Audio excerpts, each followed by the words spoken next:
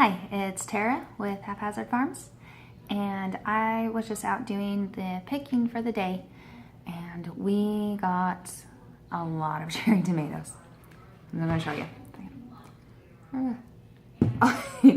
So this is the size of the bucket, and I filled all of it. So right now we already have a bunch of cherry tomatoes in the fridge, and only some of us really enjoy eating them fresh.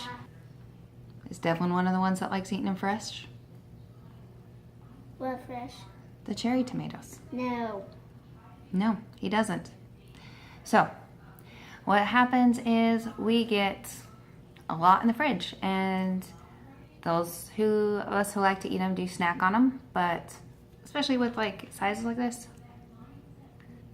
we just end up with too many cherry tomatoes, and the ones in the fridge right now are getting a little overripe. So I'm going to show you what we do with those, and then I put these ones into the fridge.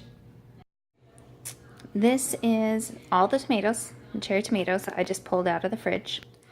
They are all clean, they don't have stems, and what we're going to do with them today is make tomato powder out of them. So I start by pureeing them.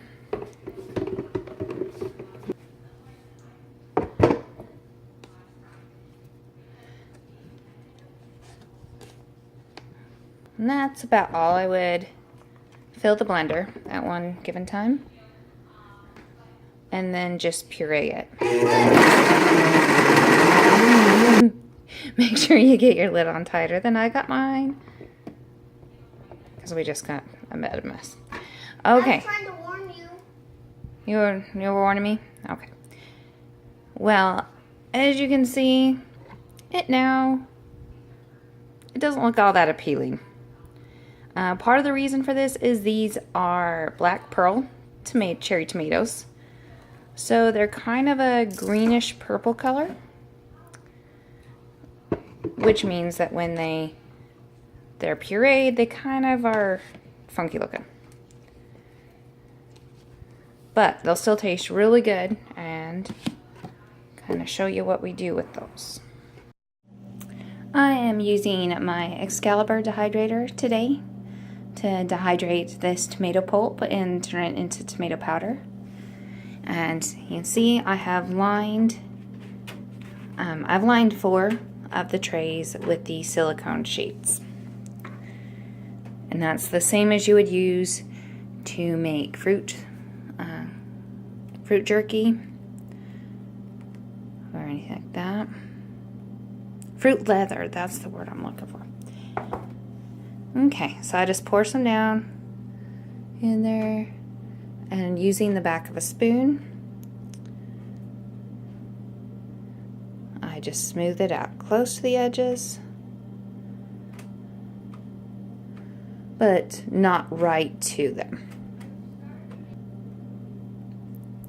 You don't want it really, really thin, and you don't want it really, really thick. Just use your best judgment.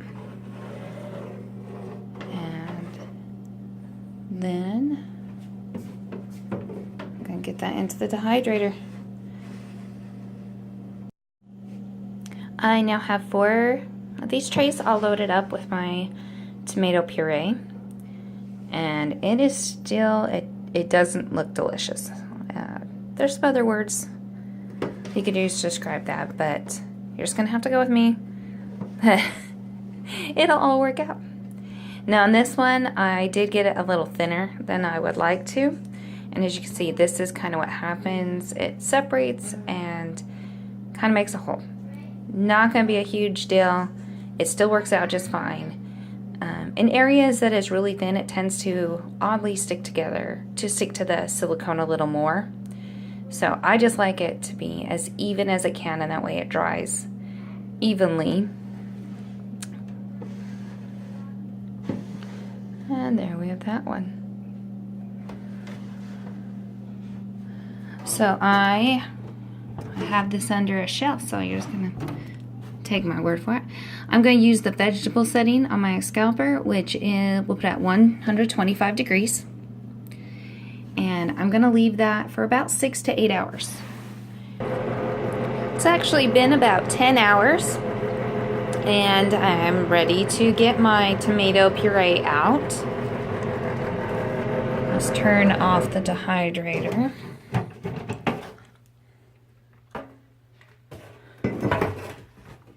I turned off the dehydrator, and as you see, the puree is looking rather different. And you can just peel it off just like that. Now to show you, if you remember, I had one that was a little bare in spots, and I'm going to show you why this is less desirable. As you see, it's actually harder to get it to come off. On the other hand, this one was thicker, and it peels off easier. Comes off kind of in a solid piece. So next, I will just be taking these over to my blender and kind of hand breaking it up into pieces and putting those into the blender.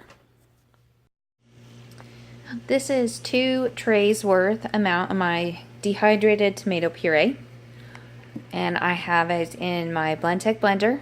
You could use any blender. This isn't a really hard job for it to do, so any should work. And I just pulse it until it is all a powder, and I just press the pulse button.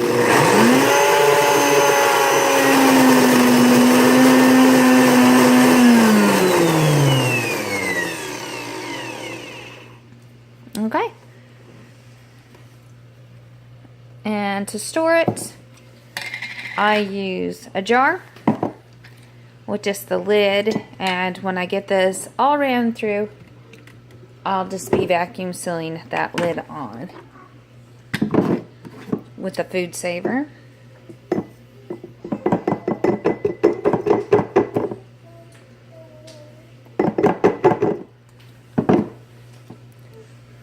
Okay, you see it doesn't make a lot. It's definitely condensed down. And that's about what it looks like. Really good for adding some flavor to soups or just using as a seasoning. One thing that I've been trying to think about doing is use it in some sort of a cracker recipe. If you've ever had like a vegetable thin cracker, I think it would work really well in there. So comment below if you have any ideas on that. And I'm going to get this all packed up. Thanks for watching. Like, share, and subscribe. See you later.